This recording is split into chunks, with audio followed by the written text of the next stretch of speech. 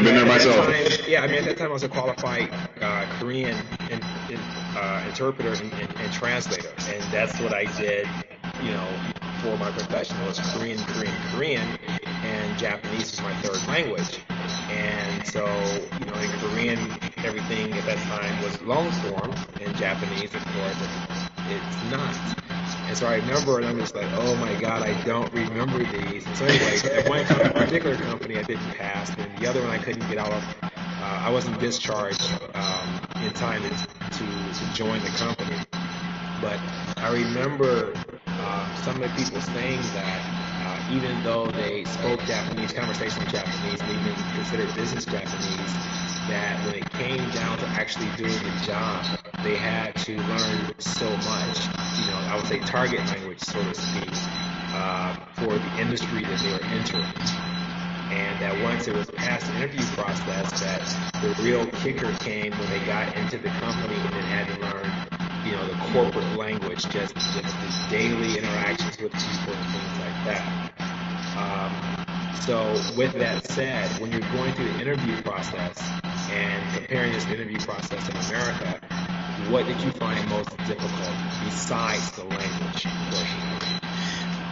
I'd have to really say the whole honorifics or kegel. So if I spoke with the boss, I would observe how everyone addressed him and make sure that I addressed him as the same way. And then if the vice president entered the room, or if anyone entered the room, I would sort of go above and beyond to stand, bow deeply, like at least 45 degrees, and everything was sumimasen, and excuse me, or pardon my interruption. So I tried to be very extremely polite, above and beyond what we would normally do here in the U.S., and that's sort of something you have to turn on and turn off, because when I came back, I had that mentality here, and people are like, what the hell are you doing? You're still doing this on the telephone? Sure, yeah. Yeah, so it was really, really odd. I would get these odd looks, so it's definitely a cultural thing that you have to submerge yourself in. You have to really get into it, because it's how it's done. So I think that was probably one of the really difficult things is the business cards. One thing I learned that impressed everyone immensely, it was when they present their business card. Watakushi no meshi desu. Hai dozo. And when you receive it, you accept it. Chodai shimasu.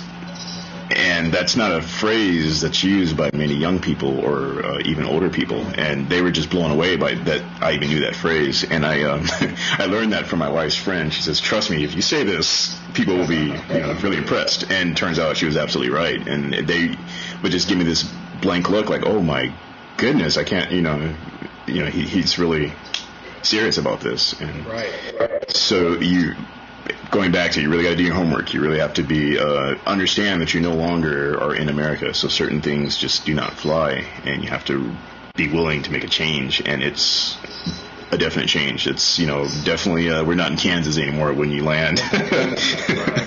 Speaking of change, as you know, there's been some topics on Black Tokyo that have, how should I put it, caused some drama. And one of the things has to do with change, and as far as I guess, as some people term it, forcing certain perceptions that we have in America onto the Japanese or the Japanese culture. Oh, sure. Or sort of going with the flow as far as certain stereotypes that are prevalent in Japanese media.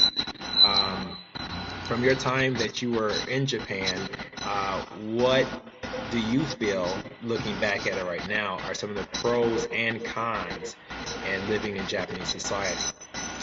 One of the, probably the, I don't know if this is a pro or con, but depending on your look or your facade, or you tend to almost get followed, which is odd, or you're just constantly being observed, like sort of almost like a celebrity. I was mistaken for a French soccer player. So I kept getting the points and the whispers, and then some of the studios I went to, they actually thought that I was that particular person, and then the person escorting me said, no, that's not him, and it was a big chuckle. But there seems to be this kind of weird dynamic as African Americans are perceived as, hey, really hip, really cool, good dancer, and are you this, and do you do this, and in some regards it's kind of almost flattering, but then in the other it's like, well, no, I don't go around dancing like that, and I don't do this, and I don't perpetuate a lot of those stereotypes, so you're sort of perceived as you are, but you aren't. Then you sort of get the older gentlemen that are like, I guess, very nationalistic, and they'll sort of give you the whole, like, oh, you're here to pillage and take our women and deplete our system, so to speak. And I sort of get that vibe and that look sometimes, and so that's one uncomfortable kind of thing that's not so common, and it really depends on where you go. If you go to, like, say, Roppongi or Akasaka or Shibuya, Shinjuku, those places are, they're the hip happening, upperly mobile, you're cool, yada, yada, yada. Then you're going to get the other end of the salarymen that are just sort of frustrated with their being, and they just sort of have this miserable look to them, and this whole slouching and just look really beaten up, most likely from the long hours and whatnot. But they seem to come across very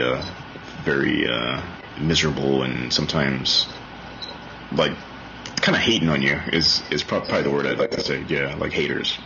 And so that's sort of uncomfortable. It's like, hey, I'm just an average Joe like you, trying to make it through the day, Do you think that this current economic situation has more to do with the attitudes than other things?